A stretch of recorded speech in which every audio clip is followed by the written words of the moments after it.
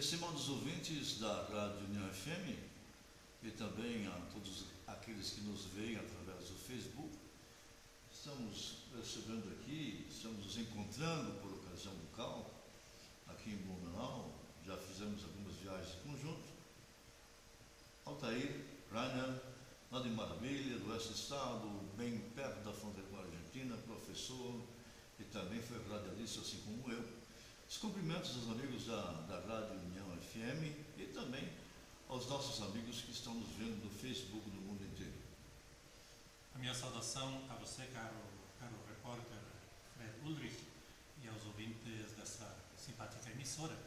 É um prazer, pela primeira vez, participar do teu programa e prestar alguma informação que seja do teu interesse e, por certo, do interesse dos prezados ouvintes. Era desconhecido por mim, embora tendo lutado na causa alemã já há quase 50 anos, mas é uma coisa realmente extraordinária essas informações que você tem, que você prestou também no CAL, sua participação aqui, mas é inédito e para nós aqui, eu imagino muitos ouvintes não sabem disso, que as informações lá do oeste, da divisa com a Argentina, elas dificilmente vêm para cá. Eu não sei porque não há essa integração, deveria ter mais integração, então o público vai ficar sabendo de muita coisa interessante. E começando pelo seu avô, Emílio Naujahr, também ele que esteve junto com o colonizador Carlos Kuhlmann. Como é que foi essa história, Altair, como é que começou isso e como é que terminou?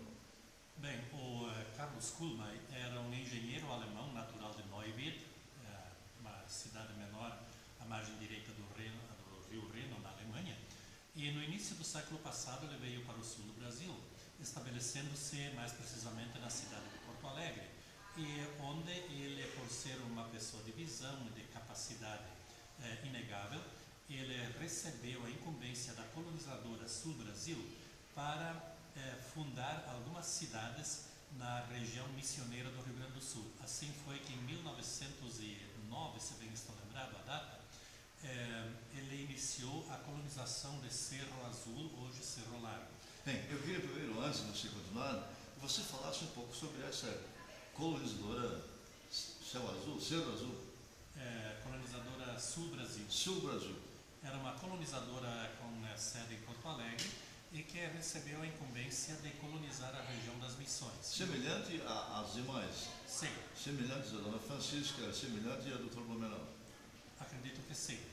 Então, depois de fundado Cerro Largo, como hoje é chamada a comunidade, em 1912 ele iniciou a colonização de Santo Cristo, também na região das Missões, ou da região da Grande Santa Rosa. Gostaria que você região das Missões, é no oeste do estado do Rio Grande do Sul, quase noroeste, quase na divisa com a Argentina. Exato. 7 povos das Missões, por aí. Exatamente. A cidade de referência lá é normalmente sempre Santa Rosa ou Santo Ângelo. Bem, digo assim melhor, a fama do Carlos Kuhlmann como homem de confiança, homem de visão, sua capacidade na agrimensura, levou a fama dele para além fronteiras do Brasil.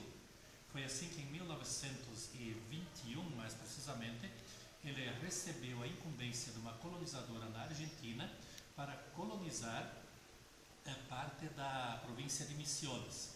E essas aldeias, essas cidades hoje, ficam na margem esquerda do rio Paraná.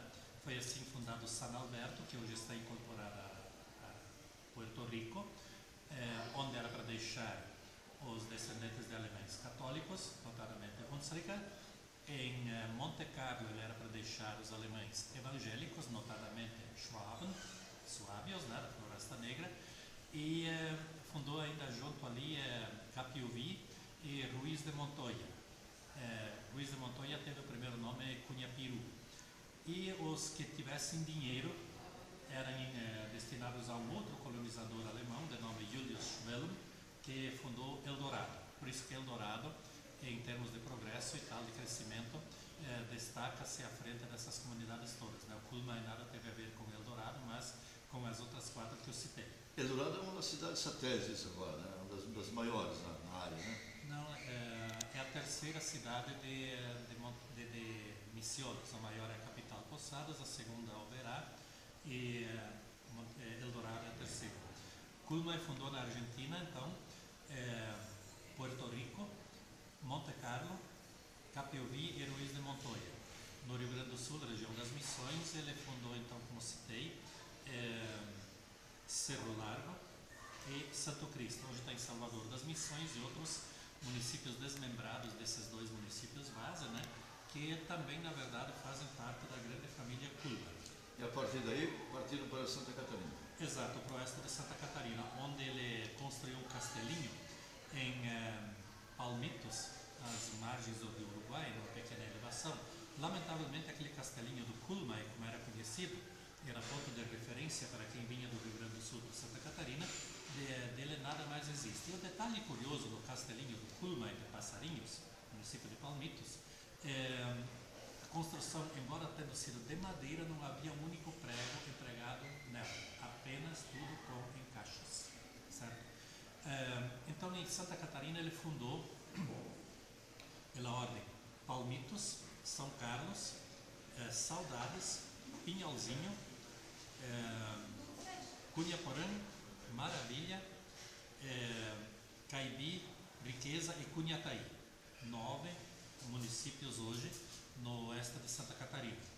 E a figura do meu avô, que você perguntou inicialmente, Fred, do meu avô materno, Emílio Naujoks, ele era ajudante, esteve na primeira leva de emigrantes do Brasil, imigrantes lá em Monte Carlo, e a minha bisavó, a Clementina Dreyer Naujoks, ela foi a primeira parteira, a primeira enfermeira lá em Monte Carlo. E também tiveram o primeiro hotel. Uma vez eu lembro que eu perguntei ao avô se o hotel era 1000 estrelas, ele pensou um pouco e disse, não, telhado nós tínhamos.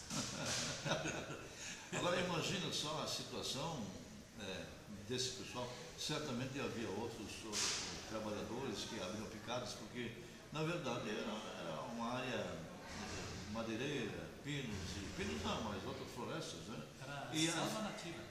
Nativa, na selva nativa. Como é que se fazia essa medição das terras, essa divisão e essa distribuição para os colonos? Como é que funcionava isso? O seu avô lhe contou isso, como é que funcionou? Olha, a chegada deles era por navio, no Rio Paraná. Aí, num lugar mais ou menos apropriado, improvisaram em Porto, e depois as dificuldades para cá e para lá era ou a pé, ou então a cavalo, os únicos meios de comunicação que havia. E por rio, então, com canoa, pequenos barcos. E a medição das terras, o negócio era enfrentar o sertão bravio, onde havia feras, índios também, cá e lá se deparavam com alguns, mas era efetivamente um início muito difícil, dificílimo mesmo, e, no entanto, com muita garra, com muita determinação, com muita força de vontade, eles conseguiram fazer dessas comunidades aquilo que hoje são. Monte Carlo, Porto Rico são cidades progressistas, devem ter lá entre 15 e 20 mil habitantes. Capiouvi é menor, Ruiz de Montoya é menor. Aliás, em Ruiz de Montoya chegaram muitos imigrantes suíços, tanto que até um consulado suíço tem lá em Ruiz de Montoya. E o início, as dificuldades, pelo amor de Deus, eu lembro que quando o avô contava daquilo, né, a gente ficava de pelo em riste, como se diz, porque efetivamente não tinha recurso, não tinha nada. A Frau Naujoks, como diziam para minha bisavó, né, ela era a médica, era a pessoa que tinha algum comprimido contra dor de dente, contra dor de barriga, e no fim, por força das circunstâncias, até cesarianas ela chegou a fazer lá naquele sertão, não era uma, não era duas só.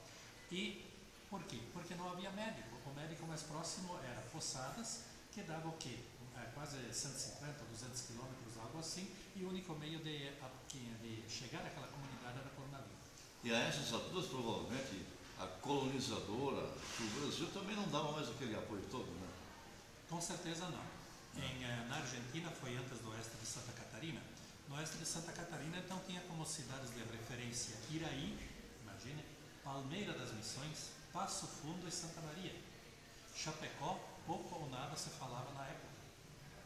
Então, hoje nós podemos afirmar que todo o oeste de Santa Catarina Catarina, Misiones, noroeste do Rio Grande do Sul, Vista Gaúcha, por aí, essa região toda.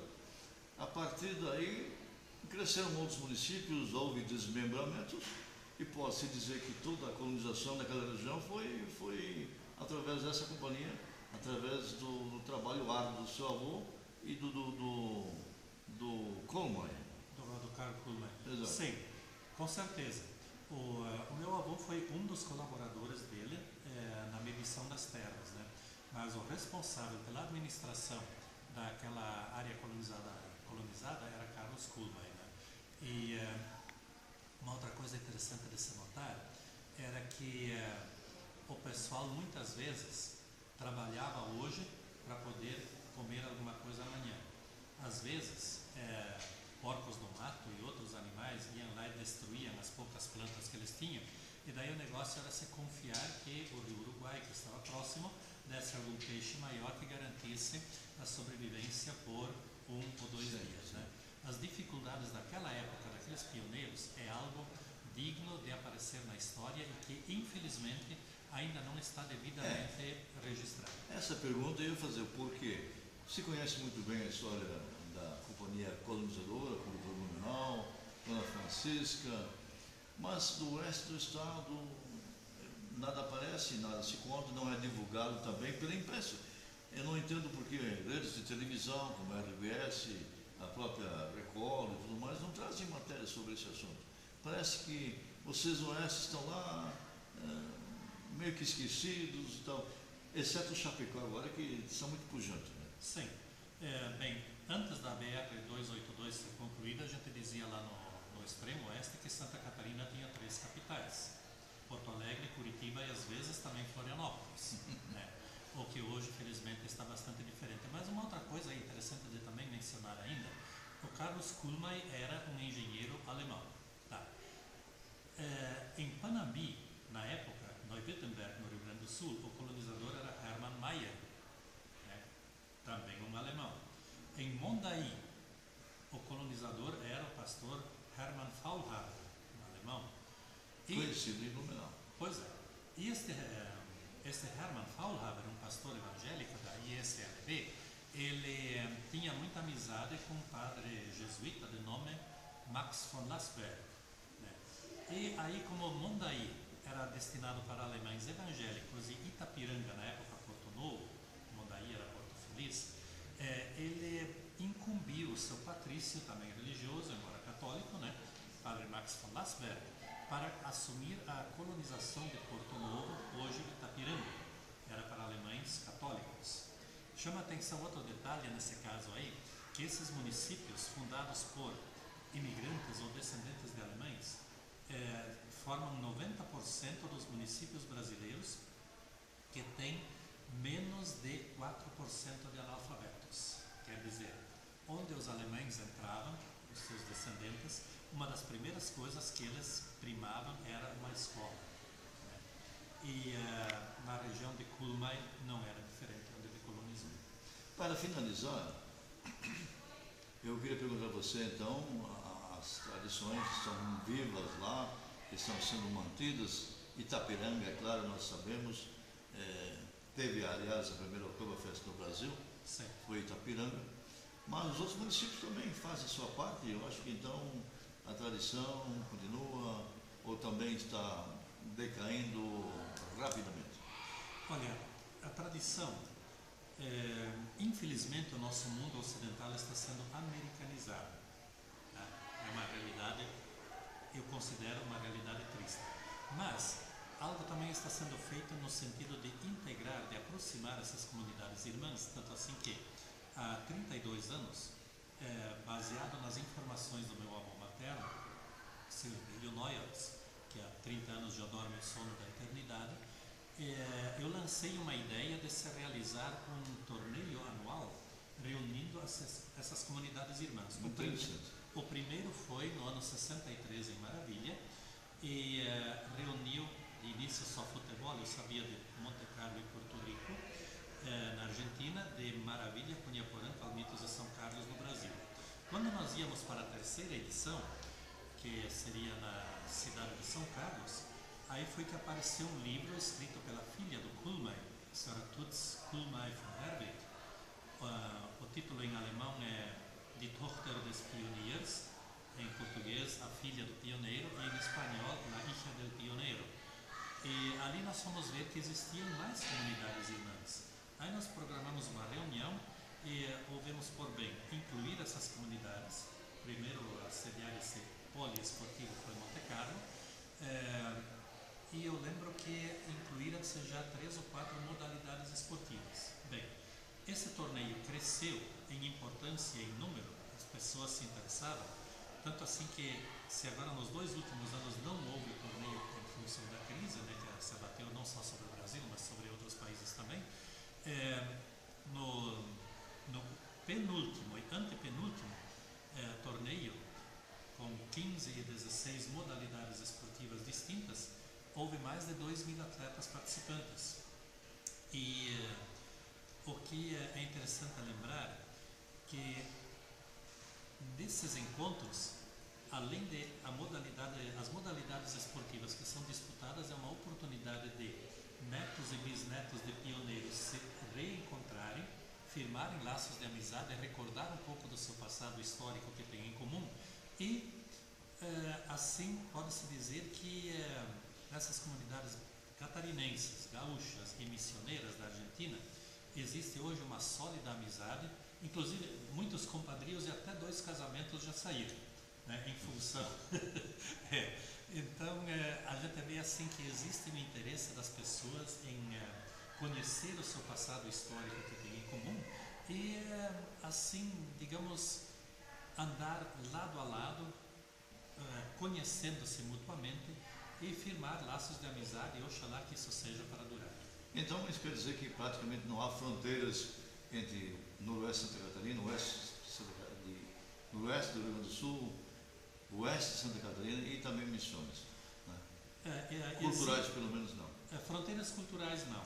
E ainda eu gostaria de mencionar que nesse torneio, Encontro Desportivo de Integração Internacional Pioneiro Carlos Kuhlmeier é o nome oficial do campeonato, realizado uma vez por ano em municípios distintos sempre. E nós pesquisamos e vimos que esse torneio Carlos Kuhlmeier, como também é conhecido, sem serem os Jogos Pan-Americanos, é o maior encontro poliesportivo que reúne atletas de mais de um país do continente americano. Interessante. Interessante saber isso. E quando tiver de novo, disponha dos microfones da União FM e nós vamos nos integrando, talvez outras viagens para Oxapampa e tudo mais. É dessas missões que nós nos conhecemos, desses trabalhos culturais com a Wanderlei Pomerana e tudo mais. Agradeço por essa entrevista. Eu agradeço pelo convite e um grande abraço a todos os ouvintes dessa emissora e até uma próxima. Obrigado.